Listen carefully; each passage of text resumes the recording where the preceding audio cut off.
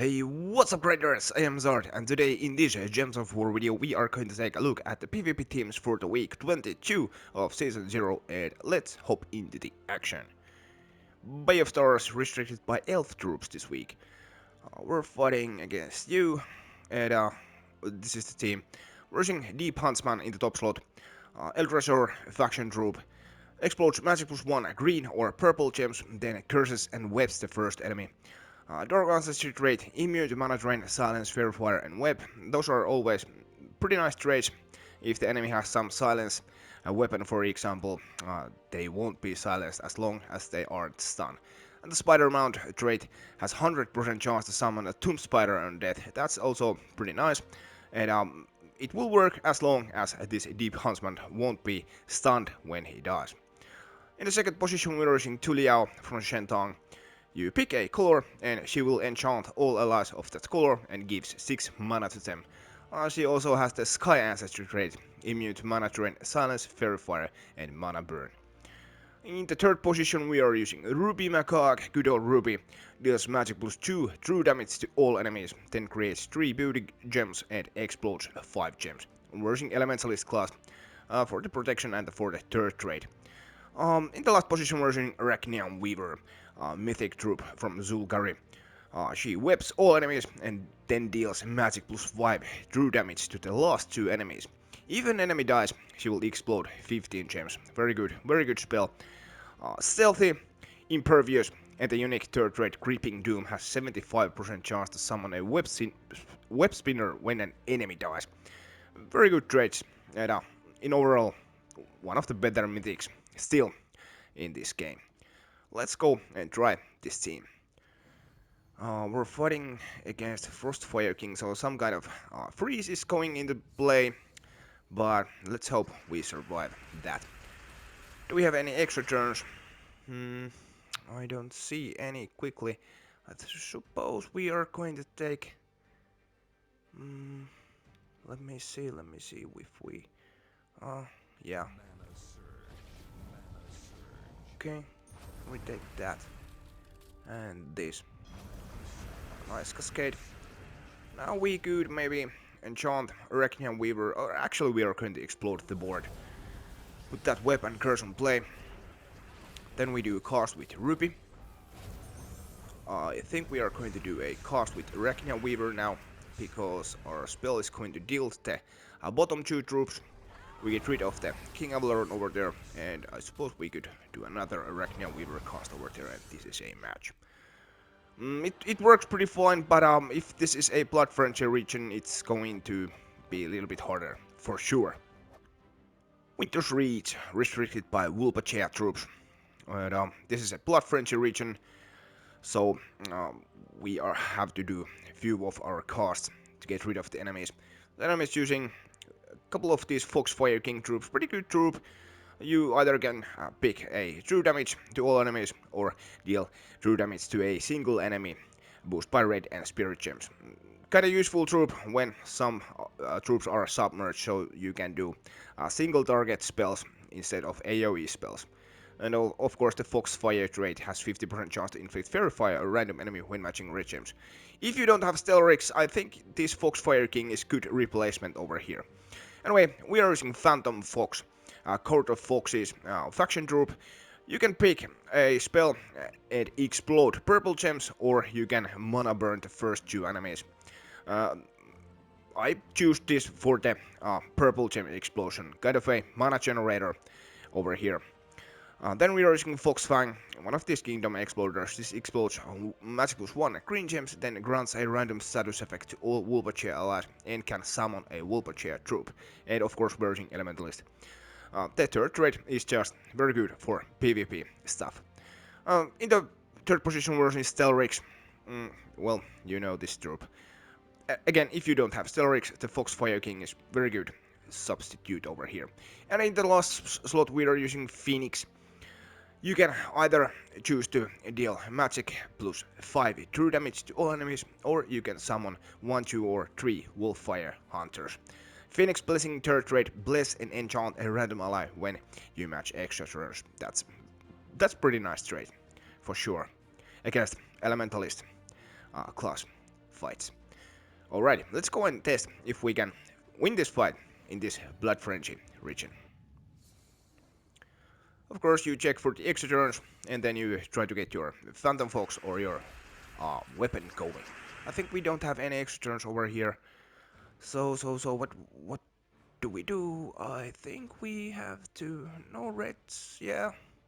Maybe we do this. Is this an extra turn? I don't actually care. I suppose it wasn't. Maybe we do...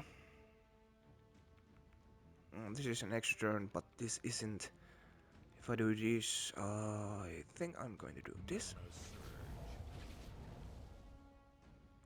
And this. Yeah. Now we can explode some gems. Let's do that. Try to get our Stellarex going. We do Stella cost. Okay. Slow going. But I think this is a match, yeah. With Stellarex this is somewhat easy. A little bit slower than in the colored regions, but I think it gets the job done. I'm not sure if it is worth to play here in the Blood Frenzy region, but it's really up to you. And moving on to the Aidania with green restriction this week. We fight against the Streams, and they're using Stellarex, Wand of Stars, and a couple Leprechauns. Yeah, not bad idea. I sometimes do this myself too. We aren't going to take the Stellar route this time. We already use it in the Vulpacea, so today in this video we bring a little bit different approach. So we're using Wand of Stars and we're using Darasgi, Charlie from Hellcrack. This troop kills an enemy, then creates 6 Cursed Gems, 6 Yellow Giant Gems, and 6 Fairy Fire Gems. And Impervious helps, but as we are using Queen Beatrix, the Impervious rate isn't that big of a deal, because when we pick one extra turn, Beatrix, third rate Royal Honey will cleanse all allies when we match that extra turn. So yeah, we're using Daraski to get rid of the annoying enemies, and then we could loop with B and do some true damage. I think in this case we are going to get rid of Stellarex first, because the rest of the team isn't that dangerous, really. Right, and of course we're using Elementalist. Leprechaun to get things going, explodes green gems at the start of the fight because he's empowered. Let's try. So of course this green region, you have plenty of different approaches what you can take, and none of them are better than the others. It's up to you what kind of playstyle you prefer. I would really like to have extra turn, but I suppose we don't have any, so let's just explode the board and hope for the extra turn that way. There's our extra turn, we are cleansed. Now our Charlie is going, we are going to get rid of Stellarex. Then we are going to spam our wand. And I think we are going to get rid of their Wand of Stars. It would be nice to loop sometimes with Charlie, but it doesn't happen that often. But at least we can just spam the board with Wand of Stars or B. There. That's a match. And next we go to Ancient Khet with Undead restriction. I think we can use pretty nice team setups here. I prefer to use the Coast Queen, who gives 50% start to all Undead allies, and you can also steal 7 mana from an enemy, then steal magic plus 3 life, boosted by purple gems on the board with boost ratio 1:1. Pretty good troop, I quite like this. The 50% start always helps, and the mana drain is useful, and of course the lifesteal is, cherry on the cake. Wand of Stars, again. We use this for the mana generation, and then we use the Kraking and Morthani's Darkness. The Kraking can silence, freeze and mana drain as well, and deal some true damage, and Morthani's Darkness can also steal life from 4 random enemies, and if you lose troops, she will summon Morthani's Will when you cast this. Pretty nice team setup, to be fair. Blood Frenzy region, so let's see how we fare against Tullis. We want to check for the extra turns. We don't have any quick start option except for the 50% start. No extra turns, it seems. We take... oh, there's one. Yeah, we do that. And we do this. I think we are going to take this. And now we just spam the board and hope we connect the extra turn. There. I think we could silence blue enemies. Yeah, that way we will silence all the dangerous enemies, including their Wand of Stars. So we cast Cracking on the blue, followed by more Tiny Darkness Lifesteal. Then we spam the board again, and we target blue troops again. And the really great thing about Cracking is because, for example, their Wand of Stars now has 14 out of 18 mana. So when we cast this on the blue, we are going to get rid of the enemies, and we are going to mana drain them as well. And it's really useful. As you can see, 0 out of 18 mana right now. And I think we are going to actually get rid of their Wand of Stars. Then we spam the board and get rid of the gnome over there. Pretty easy, busy. We got some gold. Moving on to Geheron with brown restriction, and we are fighting against Udu. And Udu is using Stelrix with Silver Nemora. Okay. And Geomancer class. Interesting approach. Yeah, Silver Nemora, really good troop and a little bit overlooked for sure. The spell isn't that great, some explosion and AoE damage, but the third rate Dragon Vines entangles the first enemy on extra turn. This is very good faction climbing troop. It's really useful when you just take one extra turn. She will entangle the top enemy and they can't do any skull damage to you. Not sure if this is that useful on PvP, but for sure in faction events this is a great troop. So we aren't using Stellarix, a little bit of something different, you know. But we are using pretty much the same setup as we usually do. We're using Soothsayer, who starts empowered, and you pick a purple gem and he will destroy its row and column. Pretty good a mana generator for your Wand of Stars to get things going quickly. And Tech Raking, again, we are using this for the brown gems, and we will silence all enemies over here. And then we are using Daraski to get rid of the dangerous enemies. And we definitely have dangerous enemies over here. Let's see how we fare against Udu in this fight. They don't have any quick start, but they have 50% start because Geomancer class has the third trade, I think it is. Yeah, Infused Stone, all construct allies start with 50% mana. We take this, but let's check, we aren't frozen, so yeah, we can take that. And that's our wand ready to rock. We do that as well. Maybe, yeah, I think we could take this slow, you know, just take this brown match. Let the enemy take some match over there, and now we silence the enemy crew over there. Now I think we are going to get rid of their wand. Then we can spam the board. We could do a cast on a brown. And now we can get rid of their storage with a Charlie there. Yeah, it works pretty nice. And on to the Broken Lands with a Demon restriction. We are fighting against Texas Hold'em 420. Okay. Gorgotha, Trickery, Yaga, and Bane of Mercy. Yeah, we are going over here with a double empowered approach. Eldritch Minion starts empowered and converts all brown gems to purple, and if an enemy is cursed, he will gain half of its mana back. And we're using Bane of Mercy, also empowered troop, gives magic +1 attack to the first line and converts yellow gems to purple and inflicts curse on all enemies. So if you can cast Bane of Mercy first, then when you cast Eldritch Minion, he will get his half of his mana back. And the purple gems go to Void Dragon. Demon, a dragon troop from Midnight, deals magic +2 damage to all enemies, boost by blue and purple gems on the board, and then creates 9 to 13 purple gems. Looks pretty nice, especially with a purple storm. However, we don't have purple storm over here. We're using elementalist, we do have the brown storm, aka Storm Aura. You know, I don't think there is any reason to go for something like Orb Weaver, etc. Because the Elementalist third rate is just so good. It's not worth using any other class in PvP, I think. Anyway, let's try. So we try to find brown to purple or yellow to purple extra turns and try to get mana that way to our dragon and then just try to loop. I think we don't have any extra turn, it seems. No yellow to purple, brown to purple.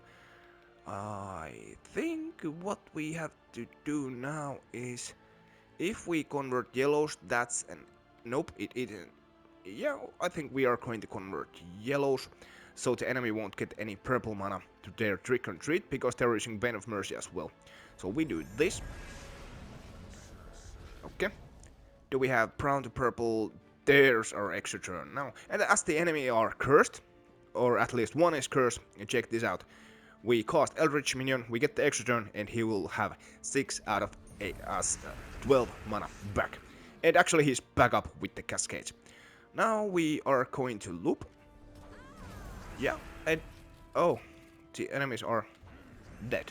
Okay, well, anyway, that's how it works. It's pretty reliable if those random looping teams can be reliable, you know. And then we travel to Samurai with a Shentang restriction. We're fighting against a Road 666 with Spiked Mandariki, Wanglong, the Turkus Emperor, and Penglong. Not bad team. We are using a little bit different team though. Again, we're using Tuliao. This is really good troop in certain team combinations. For example, over here we can pick green gems and get enchant and that 6 mana to Tuliao, Yao Guai, and Gobaltin Wand over here. And here we are using Tianglong. This was maybe the previous holiday event troop. And this troop deals magic plus 2 damage to all enemies, and then creates a mix of 16 red and yellow gems. And the Prosperous Year third rate gains enchant when matching yellow gems. So we can get the enchant for our Creed troops by casting Tuliao on green gems, and then when we match yellow gems, Jianglong will get the enchant as well. And Cobaltin Wand, one of the better exploders in this game. The Peaceful trait, or upgrade, is something that silences the first enemy, right? And Gobaltin one also has the enchanting trait that enchants your hero. So we have plenty of enchant, and something to keep in mind is that, for example, if the enemy was using Gobaltin wand, once I cast it, that won't silence our Tuliao because it has the Sky Ancestry trait, immune to mana drain, silence, fairy fire, and mana burn. As long as she isn't stunned, of course. Right. But we can silence their Spiked Mandariki, which isn't that dangerous, but can be more of an annoying weapon, for sure. So anyway, let's try. Jianglong generates mana to herself and Yao Guai, deals pretty heavy damage. And one more thing, by the way, if the enemy is using Yao Guai with this lineup, as Yao Guai targets the top 2 enemies, they won't target your Yao Guai right away. Anyway, we gotta get some gem matching going. No fast starts, so let's do that. Greens, yellows, we do that. And we got our dragon enchanted. Now Julia is going. Let's cast on greens. Do we have extra turn with Yao Guai? I don't think we have, and if we cast, the enemy will get extra turn because purples are converted to red. Let's see. I suppose we could maybe take just this. Not very good board. I think we are going to explode the board. Yeah. Okay. And now we could cast Yao Guai. I think we aren't going to give any extra turns to the enemy. And then, oh, we did. Oh, crappity crap. Anyway, now let's try if we can connect those yellows or red gems with our dragon. Yep, that was an extra turn. We could try to do that again. Okay. If we cast Yao Guai, we will give enemy extra turn, but actually they are dead if I cast our Yao Guai. They're a little bit different build than last time, but I think it's okay. Maraji Expanse with drifting sounds restriction. This is one of the regions I'm definitely going to avoid this week. No fast start, not very good team combination in the first place, really. You could use Archer to get a Green Storm, but Elementalist, again, is the way to go. So, couple P-Tricks, then we have a Kingdom Exploder that explodes brown gems. And then we use this Chronos mainly for his third trait. The Essence of Time trait enchants all allies when you get an extra turn. The extra turn can actually be any kind of extra turn. Doesn't have to be a matched extra turn. The enemy is using Great Maw, Doomed Axe, Shabanu, and Topazard. Yeah, we might get actually pummeled over here if our Beatrix doesn't connect, but ayo, YOLO, as my daughter would say. Right, let's take that, get the cleanse going. There's another extra turn. We could try to yeah, we aren't going to connect extra turn because there are only 6 and 5 brown gems. But again, hey, you only live once. Let's try.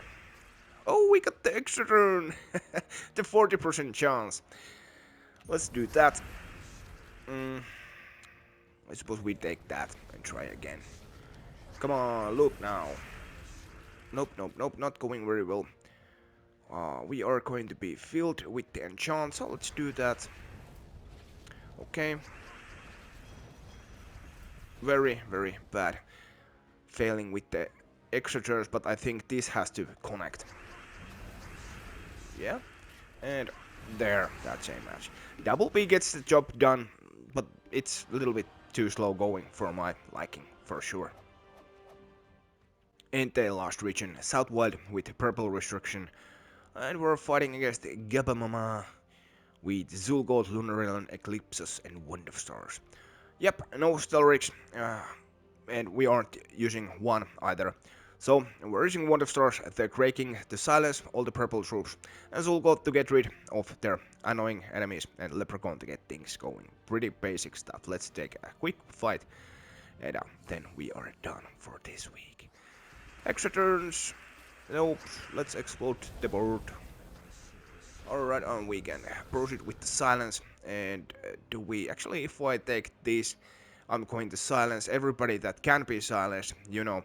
As the Wand of Stars is brown, and their dragons are brown, right? We can take the brown gem and get extra turn with this purple drops over here, and as Zul'Goth is impervious, he cannot be silenced if we pick the purple gem, so we might as well just take this browns. Silence the troops that can be silenced, get an extra turn like that. Let's take those. I think we could proceed with maybe purple now to get some damage. What the heck just happened? Oh, they're using some class that gives a barrier when enemy dies. But guess what? Zul'Goth kills Drew barrier. Bye bye, fellow Zul'Goth. There. Right. Anyway, those are the teams for this week. The usual stuff. Comment, like, and subscribe if you haven't already. Have a great week, my friend. And I really want to say thanks for everybody that comments my videos. And a little bit of, you know, maybe chance to get my videos up in the main page of YouTube, because they really don't show over there too many times. Right. Hey, I think has us off. Peace out.